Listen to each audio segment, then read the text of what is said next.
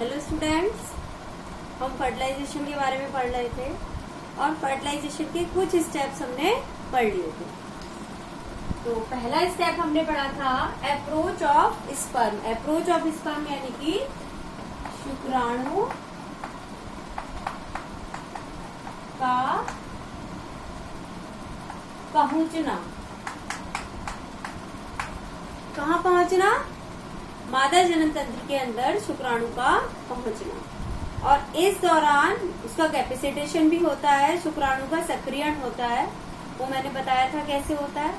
आज हम third step के बारे में पढ़ेंगे, फर्टिलाइजेशन एंटी फर्टिलाइजेशन रिएक्शन। ये जो पहले दो स्टेप थे अप्रोच ऑफ स्पर्म और कैपेसिटेशन, इन स्टेप्स के बाद जो हमारा शुक्राणु है, स्पर्म है, वो कहाँ तक पहुंच गया है? फीमेल रिप्रोडक्टिव ट्रैक्ट में एग के पास तक पहुंच गया है। जब वो एग के पास पहुंच जाता है स्पर्म, तो एग एक केमिकल रिलीज करता है, उस केमिकल को कहते हैं फर्टिलाइजेशन। एग एक केमिकल रिलीज करता है जिसे हम कहते हैं फर्टिलाइजेशन। फर्टिलाइजिंग केमिकल के ऊपर माना कि ये हमारा एग है और एग केमिकल रिलीज कर रहा है और ये केमिकल है फर्टिलाइजिंग। और जो स्पर्म है वो एक केमिकल रिलीज करता है जिसे हम कहते हैं एंटी फर्टिलाइजिंग। तो जो फर्टिलाइजिंग है वो एंटी फर्टिलाइजिंग को पहचानेगा और जो स्पर्म है उस फर्टिलाइजिंग से जुड़ पाएंगे। और फर्टिलाइजिंग और एंटी फर्टिलाइजिंग एक ही जाति के जो स्पर्म और ओवम होंगे, उनके फर्टिलाइजिंग और एंटी फर्टिलाइजिंग एक दूसरे को पहचानेंगे। यानी कि अगर स्पर्म सेम स्पीशीज का है तो ही वो एग से जुड़ सकता है, अगर वो किसी और स्पीशीज का है तो वो उससे नहीं जुड़ पाएगा। तो ये हमारा एग है, उसने एक केमिकल रिलीज किया, उसका नाम है फर्टिलाइजिंग। फर्टिलाइजिंग के ऊपर कुछ साइट होती हैं, ये इन्हें हम कहते हैं शुक्राणु स्नेही स्थल। तो यानी कि जितने हमारे शुक्राणु, माना 100 शुक्राणु पहुंचे हैं, तो 100 के 100 हमारे स्पर्म से नहीं जुड़ेंगे। कितने जुड़ेंगे? जितनी की यहाँ पर साइट है, माना कि यहाँ पे 4 साइट हैं, तो यहाँ पर 4 ही स्पर्म जुड़ पाएंगे। 3 साइट हैं तो 3 ही स्पर्म जुड़ पाएंगे, बाकी के स्पर्म इससे नहीं जुड़ पाएंगे। तो इस फर्टिलाइजिंग एंटी फर्टिलाइजिंग रिएक्शन का फायदा क्या हुआ? एक तो जो फर्टिलाइजेशन है वो सेम स्पीशीज के ओवम और स्पर्म के बीच हो पाएगा, और दूसरा जो स्पर्म का नंबर है वो कम हो जाता है। यानी 100 स्पर्म पहुंचे तो 100, फर्टिलाइजेशन तो एक को ही करना है, तो उनका नंबर धीरे धीरे कम होना है। तो यहाँ पर इस फर्टिलाइजर ने उनका नंबर स्पर्म का कम कर दिया, केवल कुछ ही स्पर्म एग से जुड़ पाएंगे, बाकी स्पर्म एग से नहीं जुड़ पाएंगे। अब नेक्स्ट स्टेप है हमारा रिलीज ऑफ स्पर्म लाइसिन। तो हमने देखा था कैपेसिटेशन सक्रियण हो गया था हमारे शुक्राणुओं का, यानी उनकी जो मेम्ब्रेन थी वो कमजोर हो गई थी, अब उसके अंदर से एंजाइम रिलीज हो सकते थे। तो जो शुक्राणु का एक्रोसोम है उसमें 3 तरह के एंजाइम होते हैं। पहला एंजाइम है कोरोना डाइजेस्टिंग एंजाइम। तो जब हमने ओवम का स्ट्रक्चर देखा था तो हमने देखा था सबसे बाहर वाली लेयर है कोरोना रेडिएटा, उसके अंदर है जोना पेल्यूसिडा और सबसे अंदर हमारी वाइटलाइन मेम्ब्रेन है। तो ये जो कोरोना डाइजेस्टिंग एंजाइम है, ये कोरोना रेडिएटा जो लेयर है उसको डाइजेस्ट कर देता है, उसका पाचन कर देता है। दूसरा एंजाइम है हाइल्यूरिनिडेज एंजाइम। दूसरा एंजाइम है हाइल्यूरिनिडेज। तो ये जो हमारी कोरोना रेडिएटा मेम्ब्रेन होती है,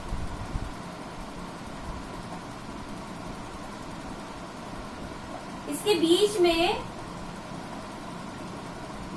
इसकी कोशिकाओं को चिपकाए रखने के लिए एक केमिकल होता है, उस केमिकल को कहते हैं हम हाइल्यूरिनिक एसिड। जो कोरोना रेडिएटा की जो सेल्स होती हैं उनके बीच में एक केमिकल होता है हाइल्यूरिनिक एसिड, और ये हाइल्यूरिनिक एसिड क्या करता है? उन कोशिकाओं को आपस में चिपकाए रखता है। तो ये जो हाइल्यूरिनिडेज एंजाइम है ये क्या करता है? हाइल्यूरिनिक एसिड को डिसॉल्व कर देता है, उसे घोल देता है। तीसरा एंजाइम है एक्रोसिन, और एक्रोसिन क्या करता है, ज़ोना पेल्यूसिडा को डाइजेस्ट कर देता है। तो 3 एंजाइम सीक्रेट हुए। पहला है हमारा कोरोना डाइजेस्टिंग एंजाइम, जो कि कोरोना रेडिएटा को डाइजेस्ट करता है। कोरोना रेडिएटा के बीच में एक चिपकाने वाला, सेल को चिपकाने के लिए एक ग्लू जैसा पदार्थ होता है, गोंद जैसा, तो उसे हम कहते हैं हाइलुरिनिक एसिड, और हाइलुरिनिडेज एंजाइम इस हाइलुरिनिक एसिड को घोल देता है। तीसरा एंजाइम होता है acrosin. Acrosin enzyme zona pellucida layer को डाइजेस्ट कर देता है। तो इस तरीके से जो दोनों लेयर हैं एग के ऊपर, कोरोना रेडिएटा और ज़ोना पेल्यूसिडा, उनको ये स्पर्म लाइसिन जो होते हैं, जो एंजाइम्स होते हैं एक्रोसोम के अंदर, वो डाइजेस्ट कर देते हैं। अब नेक्स्ट स्टेप है हमारा फॉर्मेशन ऑफ फर्टिलाइजेशन कोन। अब आपको बताया गया था कि जो स्पर्म है वो हमेशा किस साइड से एंटर करता है एग के अंदर, जिधर की तरफ न्यूक्लियस होता है। माना कि यहाँ क्या है, ये न्यूक्लियस, तो ये वाला पोल क्या कहलाता है, एनिमल पोल कहलाता है। तो यहाँ से स्पर्म एंटर होता है ओवम के अंदर। तो यहाँ की जो वाइटलाइन मेम्ब्रेन है, यहाँ ऊपर की लेयर तो सब डाइजेस्ट हो गई है, तो ये जो वाइटलाइन मेम्ब्रेन है वो कैसा है, एक कोन जैसा स्ट्रक्चर बना देती है, जिसको हम कहते हैं फर्टिलाइजेशन कोन। और जो स्पर्म है वो यहीं से आके जुड़ता है एग्स। ये हमने स्पर्म दिखाया, ये हमारी फर्टिलाइजेशन कोन है।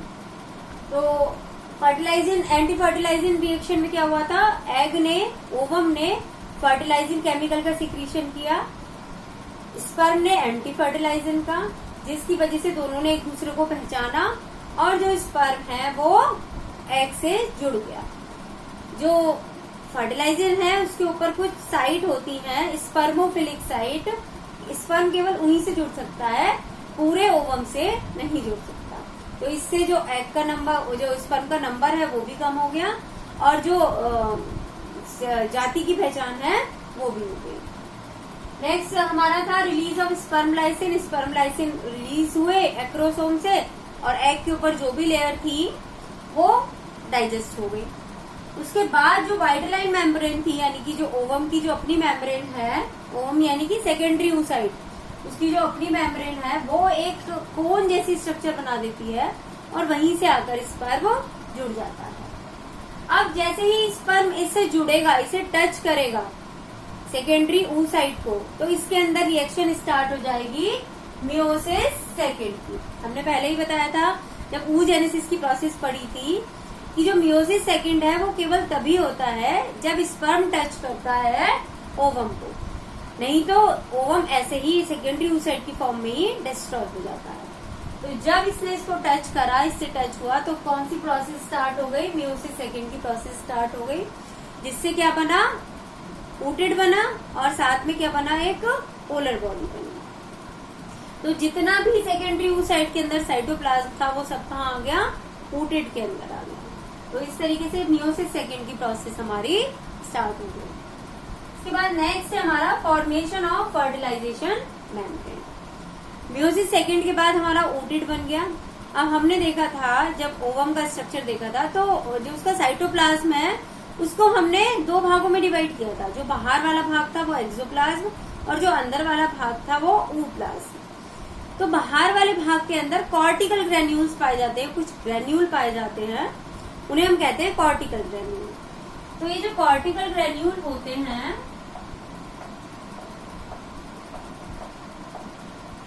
ये क्या करते हैं, ये व्हाइट लाइन मेम्ब्रेन से चिपक जाते हैं।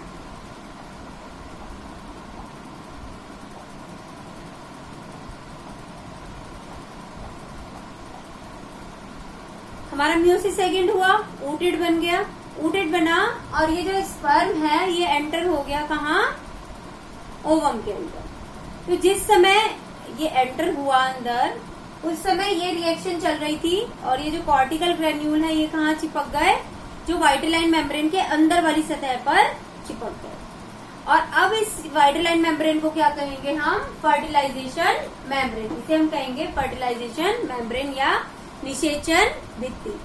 अब इस निषेचन भित्ति के बनने का क्या फायदा है, ये निषेचन भित्ति जब हमारा एक स्पर्म अंदर चला गया तो ये निषेचन भित्ति बन गई, और ये जो निषेचन भित्ति है बाकी जो स्पर्म है उन्हें ओवम के अंदर घुसने से रोकती है, एंटर करने से रोकती है, यानी कि बहुशुक्राणुता को रोकती है। यानी एक ओवम के अंदर केवल एक ही स्पर्म एंटर हो पाया, बाकी स्पर्म एंटर न हो पाए, इसके लिए फर्टिलाइजेशन मेम्ब्रेन बन गई। और जो फर्टिलाइजेशन मेम्ब्रेन है वो किससे बनी? वाइटेलाइन मेम्ब्रेन और कॉर्टिकल ग्रेन्यूल के आपस में जुड़ने से बनी। तो इस तरीके से फर्टिलाइजेशन मेम्ब्रेन बनी, और फर्टिलाइजेशन मेम्ब्रेन बनने का फायदा हुआ ये कि पॉलीस्पर्मी की जो प्रोसेस है वो नहीं हो पाई, एग के अंदर एक से ज्यादा स्पर्म नहीं एंटर कर पाए। इसके बाद नेक्स्ट हमारा और लास्ट प्रोसेस है फ्यूजन ऑफ गैमेटिक न्यूक्लियस। अब एक गैमेट, ये हमारा न्यूक्लियस है किसका? ओवम का, और एक न्यूक्लियस है हमारा अब आ गया किसका? स्पर्म का। ये दोनों न्यूक्लियस आ गए, और साथ में स्पर्म के अंदर क्या थे? सेंट्रियोल भी थे, तो वो दोनों सेंट्रियोल भी आ जाते हैं। एक सेंट्रियोल एक कोने में चला जाता है और दूसरा सेंट्रियोल दूसरे कोने में। सेंट्रियोल का काम क्या होता है कि जब जाइगोट डिवाइड होगा तो ये क्या बनाएंगे? स्पिंडल फाइबर, स्पिंडल का फॉर्मेशन करेंगे, स्पिंडल फाइबर का निर्माण करेंगे और जाइगोट के डिवीजन में हेल्प करेंगे। इसके अलावा जो माइटोकॉन्ड्रिया होता है स्पर्म का, वो भी एंटर करता है ओवम के अंदर, और बाकी जो इसकी टेल है और बाकी जो मटेरियल है वो सब कहाँ रह जाता है? स्पर्म के अंदर ही रह जाता है। तो अब ये हमारा एग का न्यूक्लियस है और ये स्पर्म का न्यूक्लियस है। इनके ऊपर की जो न्यूक्लियर मेम्ब्रेन होती है, केंद्रक भित्ति जो होती है, केंद्रक कला, वो डिसॉल्व हो जाती है, और इनके अंदर जो क्रोमोसोम है वो आपस में जुड़ जाते हैं, और जिससे एक न्यूक्लियस बनता है, और इस न्यूक्लियस को हम कहते हैं सिनकैरियोन। इसे कहा जाता है सिनकैरियोन। और ये कैसा न्यूक्लियस है? द्विगुणित न्यूक्लियस है, क्योंकि इसके अंदर दोनों के ही न्यूक्लियस का मटेरियल, दोनों के ही क्रोमोसोम है, स्पर्म के भी क्रोमोसोम है और एग के भी क्रोमोसोम है, ये आपस में मिलते हैं और एक द्विगुणित न्यूक्लियस बनाते हैं, जिसे हम कहते हैं सिनकैरियोन। और इस तरीके से जो हमारा ओवम है वो चेंज हो जाता है जाइगोट के अंदर। तो ये हमारे सारे स्टेप हुए फर्टिलाइजेशन के, इनके बारे में हम डिटेल में पढ़ ही चुके हैं।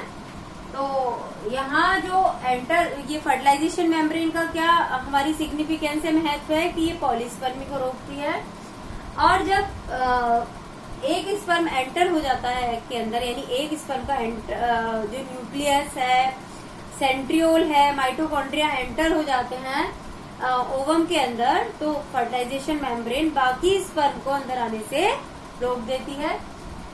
अब दोनों न्यूक्लियस का जेनेटिक मटेरियल है, आनुवांशिक पदार्थ है, वो बाहर आ जाता है, न्यूक्लियर मेम्ब्रेन डिसॉल्व हो जाती है, आपस में जुड़ जाता है और एक द्विगुणित न्यूक्लियस बना लेता है, और इसका निर्माण हो जाता है, जाइगोट का निर्माण हो जाता है। तो इस तरीके से फर्टिलाइजेशन की प्रोसेस कंप्लीट हुई 8 स्टेप के अंदर, आपको क्लियर हो गए होंगे। अब हम ये और जान लेते हैं कि फर्टिलाइजेशन का महत्व क्या है। देखो, फर्टिलाइजेशन का सबसे बड़ा महत्व ये है कि फर्टिलाइजेशन के द्वारा ही जो वेरिएशन है वो आए। फर्टिलाइजेशन में ओवम के क्रोमोसोम और स्पर्म के क्रोमोसोम दोनों आपस में मिले, तो दो अलग अलग जीवों के क्रोमोसोम आपस में मिले हैं, तो क्या होगा? दोनों में डिफरेंस होगा।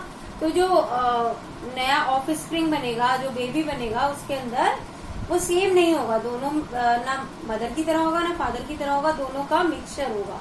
तो दोनों उसके अंदर क्या होंगे? चेंजेस होंगे, और चेंजेस की वजह से क्या होता है? इवोल्यूशन होता है, विकास होता है। तो विकास के लिए ये प्रोसेस फर्टिलाइजेशन की बहुत जरूरी है, जिससे कि चेंजेस आते रहे, जो नई पीढ़ी आती रहे और विकास होता रहे। तो पहला जो फर्टिलाइजेशन का महत्व है वो है कि इसके अंदर चेंजेस होते हैं, क्योंकि मेल और फीमेल गैमेट आपस में मिलते हैं, और जिससे जो जाइगोट बनता है वो दोनों से ही डिफरेंट होता है, और इसी वजह से चेंजेस हैं, दोनों से वो चेंज है, और चेंज की वजह से क्या होगा? इवोल्यूशन होगा।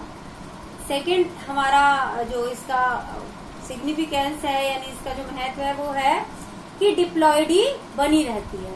यानी जो गैमेट्स हैं वो हमारे कैसे हैं, हैप्लॉइड हैं, दोनों आपस में मिले तो क्या बन गए, वो डिप्लॉइड जाइगोट बन गया। यानी कि हमारे अंदर 23 जोड़ी गुणसूत्र हैं, तो 23 जोड़ी गुणसूत्र ही हमेशा बने रहते हैं हर पीढ़ी के अंदर, उनकी नंबर ना कम होता है ना ज्यादा होता है। तो ये भी क्या है, फर्टिलाइजेशन का ही महत्व है। जो गैमेट्स है, युग्मक है, उनके अंदर केवल क्या है, एक जोड़ी गुणसूत्र है, यानी कि 23 गुणसूत्र है दोनों के अंदर।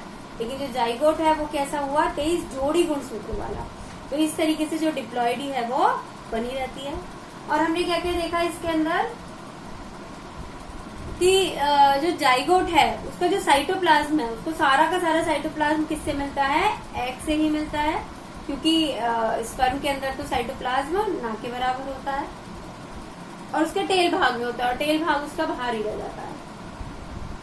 और जो सेंट्रियोल है वो कहाँ से आते हैं, वो हमारे स्पर्म से मिलते हैं और उन्हीं की वजह से डिवीजन की प्रोसेस होती है। एक चीज ये कि जहां से ये जो न्यूक्लियस है स्पर्म का एंटर करता है ओवम के अंदर, और जिस रास्ते से जाकर वो मिलता है एग के न्यूक्लियस से, उस रास्ते को कहते हैं हम कैपेसिटेशन पाथ, उसे हम कहते हैं कपुलेशन पाथ, सॉरी उसे हम कहते हैं कप्यूलेशन पाथ।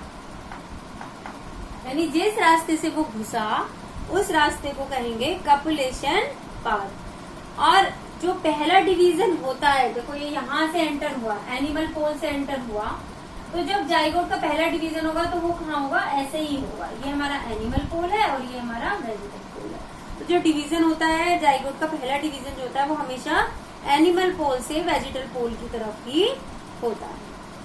तो इस तरीके से हमने फर्टिलाइजेशन का महत्व जाना। फर्टिलाइजेशन के द्वारा ही विभिन्नताएं आती है शिशुओं में और विकास होता है।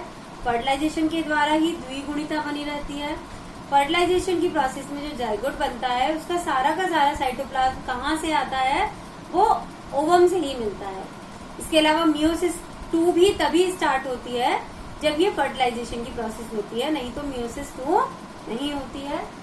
और जिस रास्ते से स्पर्म एंटर करता है ओवम के अंदर, उसी रास्ते से ही पहला जाइगोट का डिवीजन होता है। और जो सेंट्रियोल डिवीजन के लिए जरूरी होते हैं, वो सेंट्रियोल स्पर्म प्रोवाइड करता है। जाइगोट को वो जो सेंट्रियोल है किससे मिलते हैं, स्पर्म से मिलते हैं। तो ये महत्व हुआ हमारा फर्टिलाइजेशन का। तो इस तरीके से प्रोसेस कंप्लीट हो गई है आज फर्टिलाइजेशन की। आपको टॉपिक क्लियर हो गया होगा।